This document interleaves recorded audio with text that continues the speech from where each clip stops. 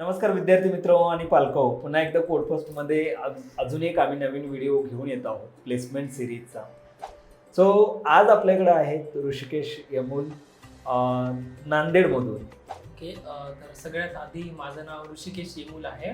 मी राहणार नांदेड आणि माझं इंजिनिअरिंग हे नांदेडमधूनच कंप्लीट झालं आहे, MGM's कॉलेज ऑफ इंजिनिअरिंग नांदेडमधून. आणि माझी जी ब्रांच होती ती इन्फॉर्मेशन टेक्नॉलॉजी होती. राईट. सो तुमचे सेकंड इयर, थर्ड इयर आणि फोर्थ इयर याच्यामध्ये असे काही इंटरेस्टिंग सब्जेक्ट होते का जे तुला आठवत आहेत आता, की मी या विषयामध्ये थोडंसं प्रोग्रामिंग केलं होतं, या विषयात मला आवडायचे? तर आम्हाला हो सर, मला आठवतो सेकंड इयरला आम्हाला वेब टेक्नॉलॉजी नावाचा सब्जेक्ट होता. त्यामध्ये आम्हाला HTML, CSS आणि जावास्क्रिप्ट हे सरांनी शिकवलं.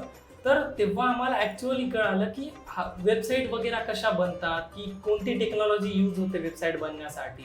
पण जेव्हा ते शिकत होतो की आम्ही इम्प्लिमेंट करत होतो, आता सर आम्हाला सांगायचे की तुम्ही एक साधं वेब पेज बनवा. पण जेव्हा आम्ही ते डिझाईन केलं आम्हाला खूप इंटरेस्ट यायला लागला की यार आम्ही वेबसाईट बनवत आहोत. मग तो खूप छान एक्सपिरियन्स होता माझ्यासाठी. तुम्ही सेकंड इयर मध्ये असल्यापासून ऑलमोस्ट कोडिंग स्टार्ट केलंय असं आपण म्हणू शकतो. नमस्कार विद्यार्थी मित्र आणि पालको, पुन्हा एकदा कोडफोस्टमध्ये अजून एक आम्ही नवीन व्हिडिओ घेऊन येत आहोत प्लेसमेंट सिरीजचा. स्पेशली ग्रामीण महाराष्ट्रातील किंवा महाराष्ट्राच्या विविध भागातील ज्यावेळेस मुलं येतात आणि प्लेसमेंट होतं त्यांचं, त्यावेळेसचा जो आनंद आहे तो खूप वेगळा आनंद आहे. हे बऱ्याच व्हिडिओमधून मी सांगत आलेलो आहे आत्तापर्यंत. असे बरेच सारे व्हिडिओज आम्ही आत्तापर्यंत तुमच्यासोबत घेऊन आलेलो आहोत. बऱ्याच चांगल्या व्हिडिओला तुम्ही खूप चांगला प्रतिसाद दिलेला आहे. काही व्हिडिओज आमचे 10,000 लोकांपर्यंत तुम्ही पोहोचवलेले आहेत. या व्हिडिओ मागं कोणताही मार्केटिंग करण्याचा उद्देश नाही आहे किंवा हेतू नाही आहे. तर हा व्हिडिओ त्या मुलांसाठी बनवला जातो आहे की ज्या मुलांना, ग्रामीण भागातल्या मुलांना प्लेसमेंट करायचं आहे, प्लेसमेंट व्हायचं आहे. त्या मुलांनी इंजिनिअरिंगच्या फर्स्ट इयरपासून काय करायला पाहिजे, म्हणजे कॉलेज लाईफमध्ये काय करायला पाहिजे, कॉलेज झाल्यानंतर कोणत्या पद्धतीचे डिसिजन घ्यायला पाहिजे, ट्रेनिंगमध्ये जिथं तुम्ही ट्रेनिंग कराल त्या ट्रेनिंगमध्ये तुमची एंटायर लाईफ कशी पाहिजे, प्रोजेक्ट्स कसे पाहिजे, तुमचा फॅमिली सपोर्ट आणि त्या मुलाला ज्या येणाऱ्या अडचणी आहेत त्या अडचणी पालकांनी कशा बघितल्या पाहिजेत, मुलांनी त्या काळात कसं शांत राहिलं पाहिजे, मोटिवेटेड राहिलं पाहिजे, आणि तुम्ही जे स्ट्रगल करता आहात त्या स्ट्रगलमध्ये तुमच्या काय चुका आहेत का, इव्हॉल्युएट करताय का स्वतःला, या 4 ते 5 भागामध्ये हा व्हिडिओ आपण बनवणार आहोत. सो आज आपल्याकडे आहेत ऋषिकेश यमुल नांदेडमधून. मित्रांनो, काही मुलं ज्यावेळेस ॲडमिशन घेतात आणि ट्रेनिंगसाठी येतात त्यावेळेस आपल्याला जाणवतं की पहिल्या 10 दिवसामध्येच त्या मुलाचं इव्हॅल्युएशन समजतं की हा मुलगा प्लेस होणार आहे की नाही होणार आहे. तर ऋषिकेश त्याच्या मामासोबत आलेला आणि ज्यावेळेस त्यानं ॲडमिशन घेतलेलं त्यावेळेस अगदी पहिल्या 4 दिवसामध्ये मला कळलेलं होतं की हा मुलगा क्लास व्हायच्या आधी प्लेस होईल, आणि तसंच झालं. त्याबद्दल त्याची जी प्लेसमेंटची जर्नी आहे त्या प्लेसमेंटची जर्नीबद्दल आज आपण जाणून घेणार आहोत. त्याच्याबद्दल संपूर्ण माहिती त्याच्याकडून जाणून घेणार आहोत. तो तुम्हाला हा व्हिडिओ आवडला असेल तर अनेक मित्रांना शेअर करा, जे करिअर स्टार्ट करायची ज्यांची इच्छा आहे, जे फायनल इयरला आहेत, ज्यांचे पालक हे व्हिडिओ बघतायत त्या मुलांपर्यंत हा व्हिडिओ पोहोचवा, म्हणजे जेणेकरून तुम्ही त्या मुलांना प्लेसमेंटसाठी काय करावं लागेल हे समजून येईल. सो ऋषिकेश, तुझ्याबद्दल थोडीशी इन्फॉर्मेशन सांगशील की तू कुठून आहेस, एज्युकेशन काय झालं आहे, 12वी नंतर इंजिनिअरिंग घेण्याचा हेतू होता का, किंवा ॲक्सिडेंटली इंजिनिअरिंगमध्ये आला आहे? कारण गेली 4-5 वर्ष बरेच साऱ्या मुलांना IT चं एक वेड आहे किंवा आकर्षण आहे, मोठे पॅकेजेस, चांगले जॉब्स. तर तुझा काय मोटो होता इंजिनिअरिंगला ॲडमिशन घेण्याबाबत, आणि एंटायर 4 वर्षाची जी इंजिनिअरिंगची जर्नी आहे त्याच्याबद्दल थोडंसं सांगशील? ओके. तर सगळ्यात आधी माझं नाव ऋषिकेश येमूल आहे. मी राहणार नांदेड आणि माझं इंजिनिअरिंग हे नांदेडमधूनच कंप्लीट झालं आहे, MGM's कॉलेज ऑफ इंजिनिअरिंग नांदेडमधून. आणि माझी जी ब्रांच होती ती इन्फॉर्मेशन टेक्नॉलॉजी होती. तर जे 12वी नंतर पहिले मला असं काही फिक्स नव्हतं की मला इंजिनिअरिंगच करायची आहे वगैरे. पण मी पाहिलं की की माझं इंटरेस्ट टेक्नॉलॉजीमध्ये जास्त आहे. मी म्हणजे ते ॲनलाइज केलं स्वतः. मग त्यानंतर मी ठरवलं की लाईक इंजिनिअरिंगमध्ये मला जास्त स्कोप भेटेल किंवा एक्सप्लोअर गोष्टी जास्त करता येतील. मग त्यामुळे मी ठरवलं की मला इंजिनिअरिंग करायची आहे आणि जे की सॉफ्टवेअरमध्ये करायची आहे. तर त्यानंतर मग एंट्रन्स एक्झाम ज्या की JEE असेल, CET असेल, तर त्या थ्रू माझं सिलेक्शन झालं MGM's कॉलेज ऑफ इंजिनिअरिंग नांदेडमध्ये आणि मला ब्रांच इन्फॉर्मेशन टेक्नॉलॉजी ही भेटली. तर माझी ही 4 इयर्सची जर्नी होती ती खूप मस्त होती. तर मी ॲज अ फर्स्ट इयरपासून चालू करणार. तर फर्स्ट इयरला जसं की सगळ्यांना कॉमन सब्जेक्ट्स असतात. अ, जे की नॉन प्रोग्रामिंगवाले आहेत त्यांना पण असतात आणि जे की प्रोग्रामिंगवाले आहेत त्यांना पण असतात. तर फर्स्ट इयरला सगळ्यात आधी सगळ्यांना C प्रोग्रामिंग ही लँग्वेज शिकवली जाते, जेणेकरून सगळ्यांना बेसिक नॉलेज असावं की प्रोग्रामिंग कशी असते. त्यानंतर जसं आता ज्यांची ब्रांच लाईक सॉफ्टवेअरची आहे तर त्यांना सॉफ्टवेअरमध्ये, ज्यांची सिव्हिल आहे त्यांना सिव्हिलमध्ये, असं पार्टिशन हे सेकंड इयरला केलं जातं. त्यानंतर सेकंड इयरला आपल्याला डोमेन स्पेसिफिक सब्जेक्ट दिले जातात. जसं की आता माझी ब्रांच IT असेल तर माझा सब्जेक्ट असेल की data structures and algorithms, Python programming, C++, object oriented programming, हे असं सब्जेक्ट्स असतात. So Rishikesh, specially first year complete झाल्यानंतर आपल्याला बरेच सारे डोमेन स्पेसिफिक सब्जेक्ट असतात किंवा डोमेन स्पेसिफिक म्हणजे प्रोग्रॅमिंगचे काही सब्जेक्ट ॲड होतात. मी मुंबई युनिव्हर्सिटीमधून पास आउट आहे, तर आमच्या वेळेस सेकंड इयरला किंवा फर्स्ट इयरला जावा वगैरे होतं. So Nanded university, I think MGM ही नांदेड युनिव्हर्सिटीच्या अंडर येतं, बरोबर? राईट. सो तुमचे सेकंड इयर, थर्ड इयर आणि फोर्थ इयर याच्यामध्ये असे काही इंटरेस्टिंग सब्जेक्ट होते का जे तुला आठवत आहेत आता, की मी या विषयामध्ये थोडंसं प्रोग्रामिंग केलं होतं, या विषय मला आवडायचे, असं तुला कम्प्युटर रिलेटेड काही सब्जेक्ट आठवतात का? तर आम्हाला हो सर, मला आठवतो सेकंड इयरला आम्हाला वेब टेक्नॉलॉजी नावाचा सब्जेक्ट होता. त्यामध्ये आम्हाला HTML, CSS आणि जावास्क्रिप्ट हे सरांनी शिकवलं. तर तेव्हा आम्हाला ॲक्च्युअली कळालं की वेबसाईट वगैरे कशा बनतात, की कोणती टेक्नॉलॉजी यूज होते वेबसाईट बनण्यासाठी. पण जेव्हा ते शिकत होतो की आम्ही इम्प्लिमेंट करत होतो, आता सर आम्हाला सांगायचे की तुम्ही एक साधं वेब पेज बनवा. पण जेव्हा आम्ही ते डिझाईन केलं आम्हाला खूप इंटरेस्ट यायला लागला की यार आम्ही वेबसाईट बनवत आहोत. मग तो खूप छान एक्सपिरियन्स होता माझ्यासाठी. तुम्ही सेकंड इयर मध्ये असल्यापासून ऑलमोस्ट कोडिंग स्टार्ट केलंय असं आपण म्हणू शकतो. सो HTML, CSS वेब टेक्नॉलॉजीमध्ये ऑलमोस्ट HTML, CSS, PHP किंवा अजून काही CMS रिलेटेड गोष्टी कॉलेज लेवलला शिकवल्या जातात. सो प्रोग्रामिंगचं वेळ हे तुला सेकंड इयरपासून आहे असं आपण कन्सिडर करू शकतो. हां सर. माझा दुसरा एक ऋषिकेश असा प्रश्न आहे की तुला फर्स्ट इयरमध्ये किती मार्क्स होते, सेकंड इयरमध्ये, म्हणजे साधारण जरी एक्झॅक्टली काउंट आठवत नसेल तर first year, second year, third year आणि फोर्थ इयर म्हणजे तुझे मार्क्स कसे होते, तरी त्याच्या म्हणजे पर्सेंटेज एक्झॅक्टली आठवत नसेल तर नियर अबाउट सांगू शकशील? ओके. तर सर मला फर्स्ट इयरला CGPA जो होता माझा तो 8 पॉईंटच्या वरती होता, लाईक 8.5 समथिंग. त्यानंतर सेकंड इयरला जो होता तो थोडा कमी झाला, पण तो पण 7.89 होता. गुड. आणि थर्ड इयरला जो होता तो 7.23 होता आणि फायनल इयरला माझा CGPA 9.50 होता. ग्रेट. सो मित्रांनो, एक गोष्ट लक्षात घ्या की ज्यावेळेस तुम्ही कॉलेज करता आहात, तुम्ही कोणताही म्हणजे आता बरेच सारे मी परवा एक पॉडकास्ट बघत होतो, त्याच्यामध्ये बिल गेट्स असे म्हटले की पुढच्या 10 वर्षामध्ये एज्युकेशनची काही गरज नाही आहे, म्हणजे डिग्रीची काही गरज नाही आहे. सो मला वाटतं ते अजून महाराष्ट्रामध्ये, इंडियामध्ये थोडंसं अवघड आहे. आत्ता तरी बऱ्याच साऱ्या कंपनीचे क्रायटेरियाज आहेत की मार्क्स चांगले पाहिजे. जे तुमचं जेव्हा पण कधी डिमांड आणि सप्लायची गोष्ट येते, इंजिनिअरिंगमध्ये ओपनिंग 100 आहे आणि सप्लायमध्ये 1000 मुलं आहेत, तर त्या केसमध्ये फिल्ट्रेशन लावावं लागतं आणि पहिला फिल्ट्रेशन क्रायटेरिया आहे मार्क्स फ्रेशरसाठी. मला वाटतं ती कन्सिस्टन्सी ठेवणं खूप महत्त्वाचं आहे. ऋषिकेशनं ती कन्सिस्टन्सी जी आहे ती पहिल्यापासून मेंटेन केलेली आहे.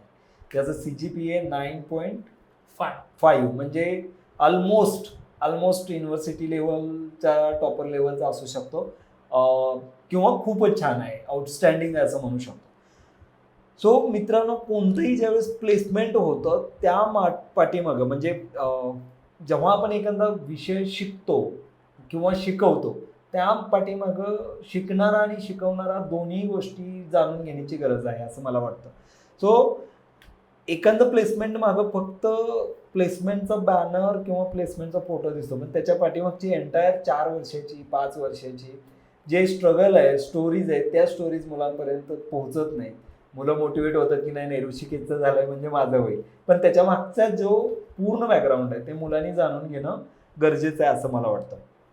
सो ऋषिकेश, माझा पुढचा प्रश्न हा आहे की तू नांदेडमधून म्हणजे इंजिनिअरिंग कम्प्लीट केलं. सो जॉबबद्दलचं तुझं आकर्षण होतं का? आणि म्हणजे त्यातल्या त्यात पुणेच सिलेक्ट करायचं होतं किंवा अजून कुठल्या IT सिटीमध्ये जायचं स्वप्न होतं का?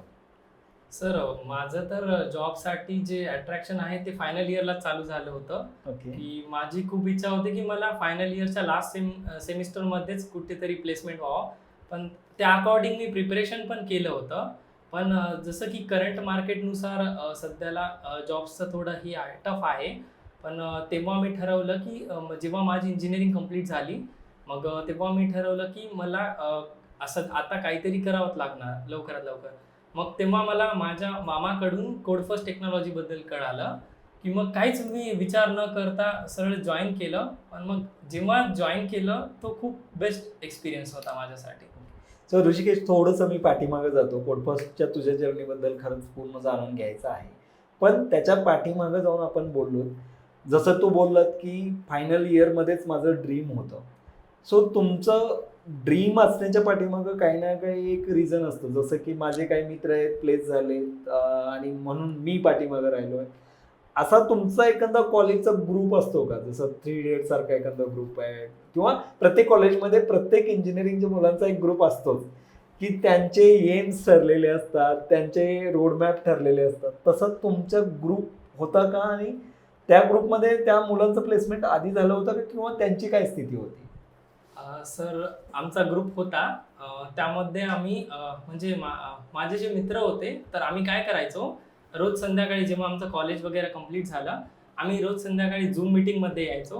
वा. एकूण आम्ही 4-5 जणांचा ग्रुप होतो आमचा. डेली? हां, डेली आम्ही जेव्हा आमचं कॉलेज संपलं तेव्हा संध्याकाळी झूम मीटिंग जॉईन करायचो आणि मग तेव्हा एकूण एकांचा इंटरव्ह्यू घ्यायचो, की क्या बात आहे. काही विचारायचं समोरच्याला, की एवढं डेप्थमध्ये की काही राहूच नाही विचारायचं. गुड. आणि मग असेच 2 घंटे मीटिंग चालायची. त्यानंतर मग कोणाला कोणती टेक्नॉलॉजी येत नाहीये तर समोरचा त्याला एक्सप्लेन करणार. त्याच्यानं काय व्हायचं की जे बी आता मी कशात स्ट्रॉंग आहे तर मी समोरच्याला एक्सप्लेन करणार आणि मी कशात वीक आहे तर समोरचा मला एक्सप्लेन करणार. या नॉलेज शेअरिंगमुळे आमचा जो ग्रुप आहे तो आमची बॉन्डिंग खूप छान जमली होती. पण काय झालं, फायनल इयरला त्यांचं प्लेसमेंट झालं. तुमच्या ग्रुपमधले किती लोकांचं प्लेसमेंट झालं किंवा किती लोकांचा, आता जो 5 जणांचा ग्रुप होता त्याच्यामधले सगळे प्लेस झालेत का? हा सर आमचा जो 5 जणांचा ग्रुप होता त्यामधले आता 4 जणांचं प्लेसमेंट झालेलं, मी एकटाच राहिलो होतो. पण आता माझंही प्लेसमेंट झाल्यानंतर मला अशी खुशी वाटत आहे की यार आमचा सगळ्यांचा ग्रुप असा 5 जण. पास झाला. ओके. सो मला वाटतं की एक थंबनेल बनवायला पाहिजे, प्लेस 1, 2, 3, 4 आणि खाली कंपनीचे नावं लिहिलं पाहिजे तुमच्या ग्रुपसाठी. जोक सपाट मित्रांनो, पण एक गोष्ट लक्षात घ्या तुम्ही, कोणतेही ज्यावेळेस एखादी गोष्ट घडते तर त्याच्या पाठीमागं जाऊन बघणं मला वाटतं बऱ्याच साऱ्या गोष्टीमध्ये महत्त्वाचं काम असतं. ऋषिकेशच्या मित्रांच्या बाबत जर तुम्ही बघितलं तर आपल्या सोबतचे जे मित्र आहेत त्याचा आपल्यावरती खूप सारा इम्पॅक्ट होतो. त्यांचा 5 लोकांचा ग्रुप होता आणि ते डेली 2 तास कनेक्ट करायचे. त्या 2 तासामधले त्यांचं जे नॉलेज शेअरिंग आहे हा त्यांच्या प्लेसमेंटचा सगळ्यात महत्त्वाचा पार्ट आहे असं मला वाटतं. कोणत्याही ट्रेनिंग इन्स्टिट्यूटमध्ये तुम्ही ज्यावेळेस जाता, ट्रेनिंग इन्स्टिट्यूटवाले तुम्हाला फक्त वे दाखवतात, पण तुम्ही प्रिपेअर ऑलरेडी पाहिजे. तुम्ही तुमचं माइंडसेट ऑलरेडी प्रिपेअर पाहिजे आणि ते त्यांच्या 5 जणांच्या नॉलेज शेअरिंगमधून मला वाटतं त्यांचं जे माइंड आहे ते माइंड ऑलरेडी प्रिपेअर्ड होतं आणि त्याला नंतर तो ज्यावेळेस ट्रेनिंग इन्स्टिट्यूटला आला त्यावेळेस त्याला त्याची हेल्प खूप मोठ्या प्रमाणात झाली असं मला वाटतं. तर ऋषिकेश, तू कॉलेज कंप्लीट केल्यानंतर प्लेसमेंटसाठी कोडफर्स्ट जॉईन केलंस, पण लगेच जॉईन केले तर ऑफकोर्स प्लेसमेंट मिळालं नसेल. तुझी जी जर्नी आहे कोड फर्स्टची ती जाणून घ्यायला मला आवडेल. तू कोणता कोर्स निवडला कोड फर्स्टमध्ये आल्यानंतर, ते निवडण्याच्या पाठीमागचं रिझन काय होतं आणि तुझा स्टडी वगैरे कसा चालला याच्याबद्दल आपण स्टेप बाय स्टेप बोलूया. सो कोणता कोर्स घेतला होतास तू? सर मी फुल स्टॅक डेव्हलपमेंटचा कोर्स घेतला होता. ओके. फुल स्टॅकमध्ये काय काय शिकलास तू? फुल स्टॅकमध्ये मी फ्रंट एंडसाठी रिएक्ट शिकलो आणि बॅक एंडसाठी Node.js आणि .NET. ग्रेट. सो मला एक्झॅक्टली डेट सांगतोस तू तुझं ॲडमिशन झालेल्याची डेट? सर माझी ॲडमिशन झाल्याची डेट मला लक्षात आहे, कारण ती माझी डेट ऑफ बर्थ होती, जे की 23 ऑगस्ट. 23 ऑगस्टला मी जॉईन केलेलं आणि आज 1 नोव्हेंबर, तर आज माझं प्लेसमेंट झालेलं. ग्रेट. म्हणजे 1 नोव्हेंबरला तुला ऑफर लेटर आलेलं. हां. सो सप्टेंबर ऑक्टोबर हा 2 महिन्याचा कालावधी तू कोड फर्स्टमध्ये स्पेंड केलेला आहे हां. आणि 2 महिन्यामध्ये प्लेस झालेला आहे. सो माझ्याकडं नियर अबाउट आत्ता ऋषिकेशच्या बॅचची 7 मुलं टोटल प्लेस झालेली आहेत. त्याचं एंटायर रेकॉर्ड अवेलेबल आहे. सो त्या 7 मुलांमध्ये पहिली 4 मुलं पहिल्या 1-2 महिन्यामध्येच प्लेस झाली होती. त्यानंतरचे जे पुढचे 4 मुलं आहेत, आता रिसेंट प्लेसमेंटमध्ये आमचे श्रेया आणि बाकीच्यांचं प्लेसमेंट झालं, ऋषी आणि श्रेयाचं, हे दोघंही एका बॅचचे मुलं आहेत. सो या दोघांचं स्पेसिफिक 3 महिन्यामध्ये प्लेसमेंट झालं. याच्या आधीचा व्हिडिओ आम्ही श्रेयाचाच अपलोड केलेला आहे चॅनलवरती, तो तुम्ही बघू शकता.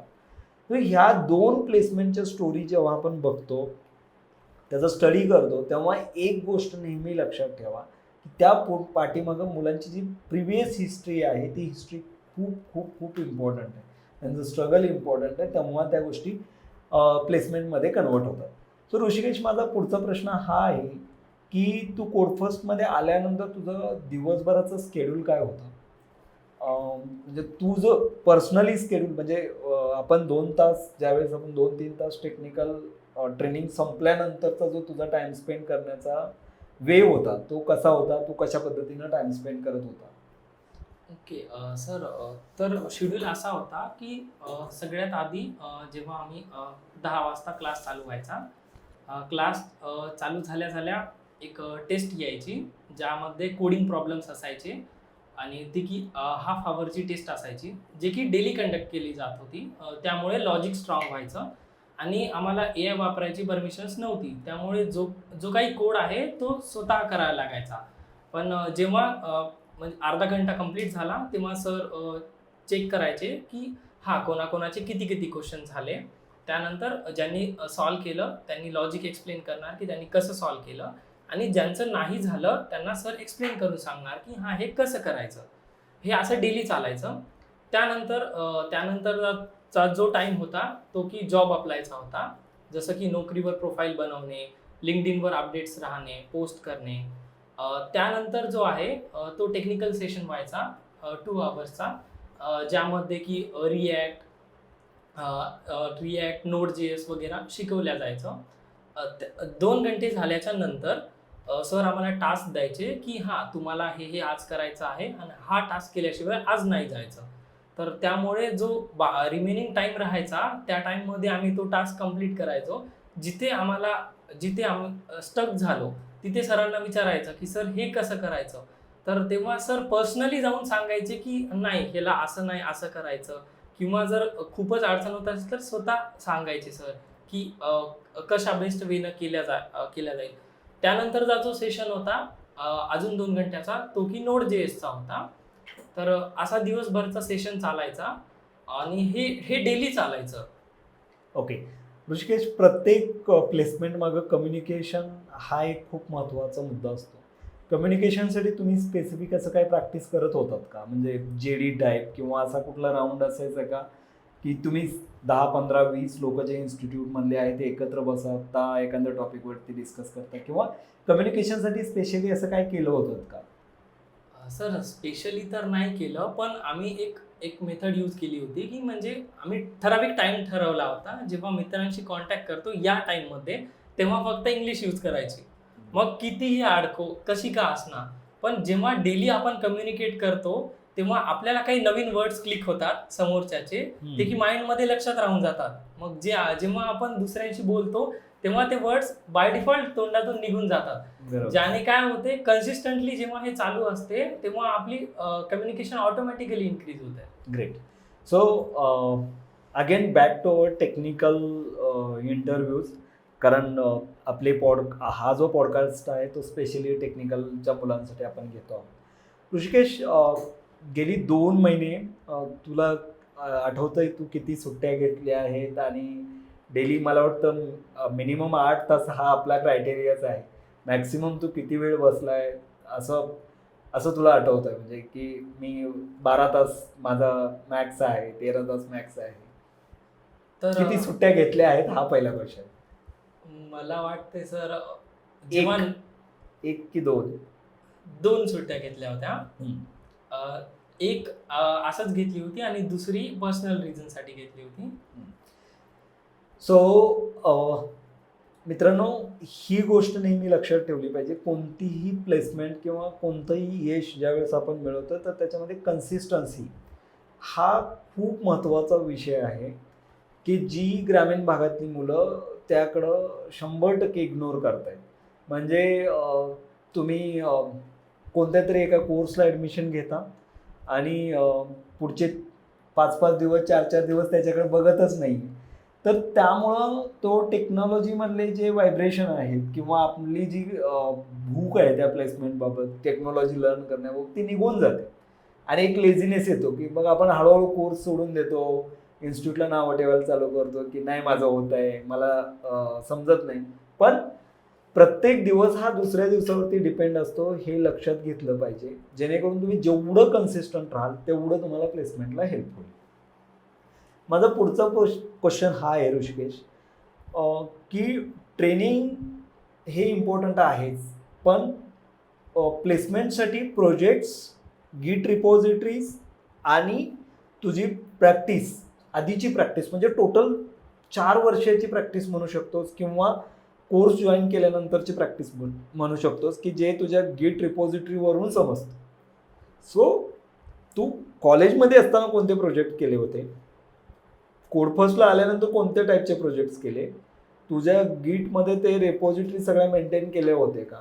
कोड कशा पद्धतीनं मेंटेन करायचा, पुश कसं करायचं, किंवा गिट कसं यूज करत होता स्पेशली तुझ्या या जर्नीमध्ये? तर सर, मी कॉलेजमध्ये असताना बेसिक्सचे प्रोजेक्ट्स बनवले होते. जसं की एम्प्लॉई मॅनेजमेंट सिस्टीम, पोर्टफोलिओ, त्यानंतर टू डू लिस्ट झाली, त्यानंतर एक SMS स्पॅम डिटेक्शनचा होता. पण जेव्हा मी प्रोजेक्ट बनवायचो आणि लॅपटॉपमध्ये काही जर इश्यू झाला तर तेव्हा असं झालं की माझे एक दोनदा प्रोजेक्ट्स उडून गेले. त्यानंतर मला त्याचं बॅकअपच नाही भेटलं. पण मग मी तेव्हा ठरवलं की नाही यार, लोकलला तर नाही ठेवणार प्रोजेक्ट. मग तेव्हा मी गिट शिकलं, गिट आणि गिटहब. तर मग मी गिट वापरून माझे जे प्रोजेक्ट्स आहेत जे की गिटहबवरती डिप्लॉय केले, होस्ट केले. तर त्यामुळे काय झालं की मी माझे म्हणजे सिस्टीमला काही झालं तरी माझे प्रोजेक्ट सगळे अवेलेबल आहेत ॲज अ रिपॉझिटरी.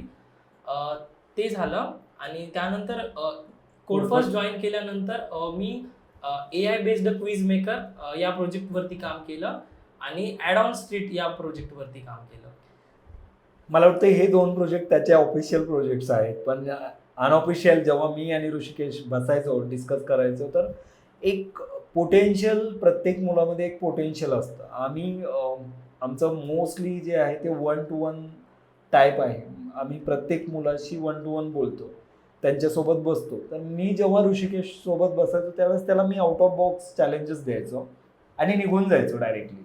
त्याला हे सांगायचो की तू मला करून दे, कसंही करून दे, पण करून दे.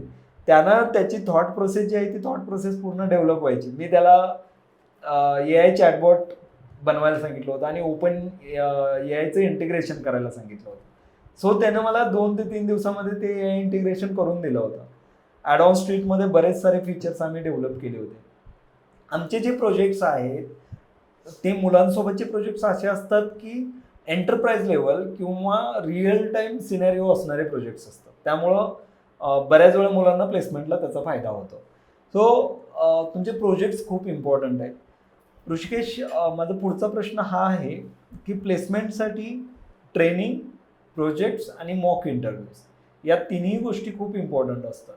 सो मॉक इंटरव्ह्यू तू दिलेत का, आणि घेतले असतील तर त्याचा अनुभव काय आहे? म्हणजे तुझे मॉक इंटरव्ह्यू जेव्हा घेतले तेव्हा तुला असं कधी फील झालं की नाही मला अजून स्टडीची गरज आहे, किंवा मला अजून करायला पाहिजे, मी इथं इथं कमी पडतोय, हे मॉक इंटरव्ह्यू मधून कधी समजलं का तुला? हो सर, जसं की आपल्या इन्स्टिट्यूटमध्ये दर सॅटर्डेला मॉक इंटरव्ह्यू होतात.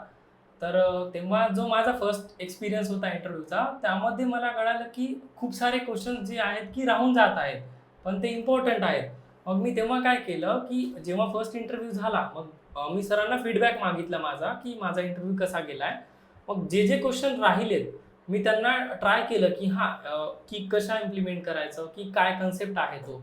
आणि मग जेव्हा मी ते रिकॉल केले आणि मग जेव्हा पुढच्या इंटरव्ह्यूमध्ये दिलं, तर ते मला बूस्ट केलं. मग तेव्हा जर माझे पहिल्या इंटरव्ह्यूमध्ये 10 क्वेश्चन येत नसतील मला, तर दुसऱ्यामध्ये मला 5 नाही आले, तिसऱ्यामध्ये 2 नाही आले. तर मी असं इम्प्रूव्ह केलं.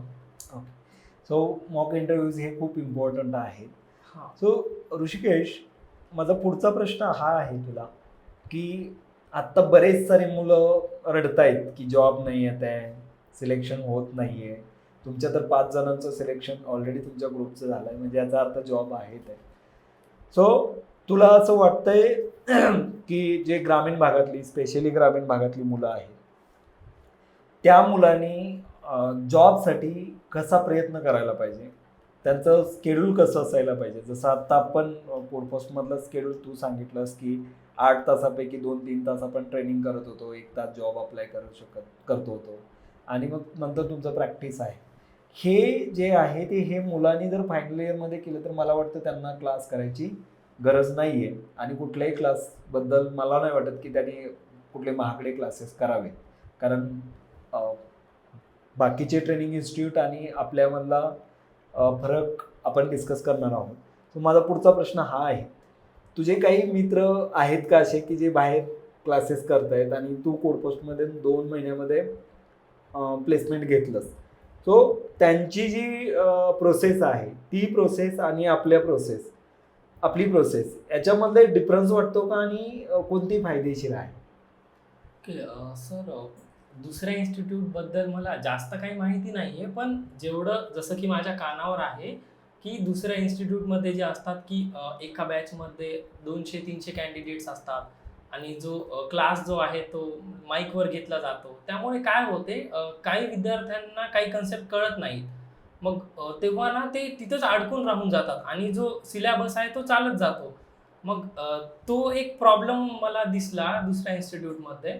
पण आपल्या इन्स्टिट्यूटमध्ये कसं आहे की जो मुलगा जिथं अडला, तुम्ही पर्सनली जाऊन त्याला तिथं कंटिन्यू करता. तर हा मेजर डिफरन्स मला इथे दिसला. ओके. सो मित्रांनो, प्रोग्रामिंग हे इंडिव्हिज्युअल शिकण्याचं स्किल आहे. कारण ऋषिकेशचं लॉजिक माइट बी माझ्यापेक्षा चांगलं असू शकतं, पण त्यानं ते फ्रॉम स्क्रॅच करणं आणि स्वतः करणं गरजेचं आहे. तुम्ही ज्यावेळेस एखाद्या इन्स्टिट्यूटमध्ये जाता तर बेसिकली तुम्ही 100% प्लेसमेंट विचारण्याच्या आधी 100% नॉलेज विचारा, जेणेकरून तुम्हाला प्लेसमेंट भेटेल. सो कोडफस्टबद्दल तुला काय वाटतं की तुझी म्हणजे ही 2 महिन्याची जर्नी जी आहे ती कशी होती? म्हणजे मोस्टली आपण फॅमिली टाईप एन्व्हायरमेंट आहे, तर तुझा अनुभव काय आहे? ओव्हरऑल एक्सपिरियन्स काय आहे कोडफस्टबद्दलचा? तर जेव्हा मी फर्स्ट डेला जॉईन केलं होतं, तर मला तेव्हा वाटलं की यार कसं असेल इन्स्टिट्यूट वगैरे, सर कसे स्ट्रिक्ट असतील वगैरे. पण जेव्हा मी जॉईन केलं ना, तर मला असं नाही वाटलं की मी कुठं इन्स्टिट्यूटमध्ये वगैरे आलो. मला असं वाटत आहे की यार फॅमिली मेंबर आहेत माझे सगळे. असं एकदम रिलॅक्स वातावरण आहे पूर्ण. ग्रेट. सो पुढचा आणि महत्त्वाचा प्रश्न ऋषिकेश, तो टोटल किती इंटरव्ह्यू दिलेत, आणि ह्या ज्या इंटरव्ह्यूमध्ये सिलेक्शन झालं त्याच्याबद्दल जाणून घ्यायला आवडेल. ओके. मी इथं जेव्हा जॉईन केलं तेव्हापासून 6 इंटरव्ह्यू दिलेत. तर हा जो आहे तो 7वा होता. तर माझं जे रिजेक्शन आहे ते माझं फर्स्ट राऊंडमध्ये क्लिअर होऊ लागलं होतं, पण सेकंड किंवा थर्ड राऊंडमध्ये रिजेक्ट होऊ लागलं. पण जिथे मी सध्याला सिलेक्ट झालो, तर इथे 4 राऊंड झालेत. फर्स्ट राऊंड जो की होता तो की टेक्निकल इंटरव्ह्यू होता. त्यामध्ये त्यांनी टेक्निकल क्वेश्चन्स वगैरे विचारले. त्यानंतर जसं की आता रिॲक्ट्सबद्दल हुक्स वगैरे विचारले. त्यानंतर बॅकएंडमध्ये नोडबद्दल. त्यानंतर दुसरा जो इंटरव्ह्यू होता जो की टेक्निकल 2 होता, त्यामध्ये त्यांनी डिटेल्ड प्रोजेक्टबद्दल विचारले. त्यानंतर दोन्ही क्लिअर झाल्यानंतर थर्ड जो राऊंड होता तो की मॅनेजरल राऊंड होता. तर त्यामध्ये त्यांनी बिहेवियरल क्वेश्चन विचारले आणि लास्ट जो राऊंड होता तो ऑफलाईन होता कंपनीमध्ये जाऊन. मग तो की आपण HR राऊंड म्हणू शकतो कारण त्यामध्ये त्यांनी सॅलरी डिस्कशन वगैरे झालं. ग्रेट. सो तुझ्या कंपनीचं नाव काय आणि किती पॅकेज भेटलं आहे? माझ्या कंपनीचं नाव वायग्रस AI हेल्थटेक प्रायव्हेट लिमिटेड आहे आणि मला 6 मंथ इंटर्नशिप, त्यानंतर based on performance full time role आहे आणि इंटर्नशिपसाठी माझं पॅकेज 2.4 LP आहे. गुड. सो अजून एक गोष्ट मला ग्रामीण भागातल्या स्पेशली आपल्या भागातल्या नांदेड, सोलापूर, विदर्भातली काही मुलं असतील किंवा कोल्हापूर, सांगली, सातारा, सोलापूर या भागामधून बरीच सारी मुलं येतात. स्पेसिफिक पुण्यामध्ये IT मध्ये तुमचं करिअर स्टार्ट करताना तुम्ही कधीच पॅकेजचा विचार करायला नाही पाहिजे. जे पण काही मिळतं आहे त्या पॅकेजनं स्टार्ट करा. तुम्ही जर खरंच लायबल असाल तर तुम्ही 6 महिन्यामध्ये किंवा पुढच्या 1 वर्षामध्ये ग्रो कराल. सो ऋषिकेश, तुला जर एका शब्दामध्ये कोडफर्स्टला डिस्क्राईब करायचं झालं तर काय सांगशील? सर मी तर फॅमिलीज म्हणेन. ग्रेट. सर मला ही एक मेजर गोष्ट वाटते जी की सांगायची होती. सध्याला कसं आहे, बरेचसे जे स्टुडंट आहेत जे की कॉलेज करतात, नॉर्मल इंजिनिअरिंग केली, यार झालं, आम्हाला हा सब्जेक्ट झाला, आम्हाला ही प्रोग्रामिंग लँग्वेज येते, हे असं कन्सिडर करतात. पण माझं काय म्हणणं आहे की कंपनी टॅलेंट हायर करते, त्यामुळं आपले ओपनिंग्स तर आहेत, फक्त आपल्याकडे टॅलेंट पाहिजे. आणि मी बऱ्याचदा अनुभवले की मुलं असं म्हणतात की मला ही लँग्वेज येते, ती लँग्वेज येते, पण त्या लँग्वेजचं ॲक्च्युअल त्यांना लॉजिकच माहिती नाही आहे. मग तेव्हा काय होईल की जेव्हा ते इंटरव्ह्यूला जातील तर तेव्हा त्यांनी काय काय एक्सप्लेन करतील समोरच्याला. तर माझं म्हणणं काय की जेव्हा आपण एकच लँग्वेज फिक्स पकडायची जो की आपल्याला ज्यात इंटरेस्ट आहे त्या डेप्थ थ्रू जायचं आपण, एकदम बेसिक्सपासून ॲडव्हान्सपर्यंत. कारण एक लँग्वेज पण इनफ आहे जर आपण परफेक्टली केली तर. ग्रेट.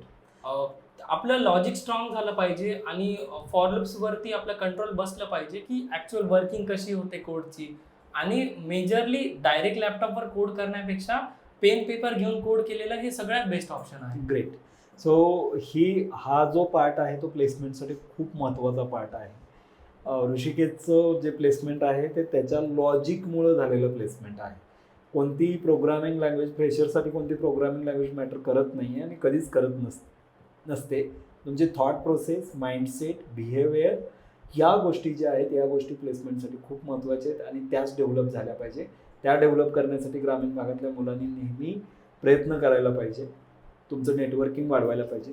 ऋषिकेश, अजून एक प्रश्न मला तुला विचारायचा आहे की सध्या ग्रामीण भागातल्या मुलांचं जॉबसाठीचं जे नेटवर्क आहे ते खूप वीक आहे असं म्हणू शकतो.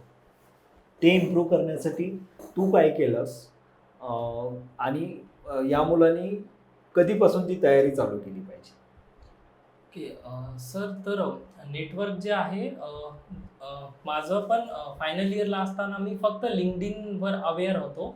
पण जेव्हा कोड फर्स्ट जॉईन केलं मग तेव्हा मला नोकरीवरती कशी प्रोफाईल बनवायची, कसे अप्लाय करायचे, कसे आपला ATS स्कोअर वाढवायचा, रिझ्युमे बिल्डिंग, ह्या सगळ्या गोष्टी कळाल्या. जेणे की काय झालं आणि त्यानंतर लिंक्डइनवरती रोज कनेक्शन्स पाठवायचे ज्याने की आपलं नेटवर्क जे आहे ते एक्सपांड होईल. पण ही जी प्रोसेस आहे ही लवकर नाही होणार.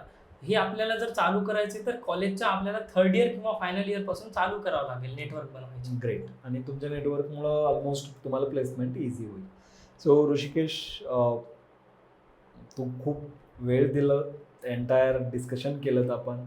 हा जो पॉडकास्ट आहे हा स्पेशली ग्रामीण भागातल्या मुलांसाठी. सो तुझं कोड फर्स्टकडून खूप खूप आभार.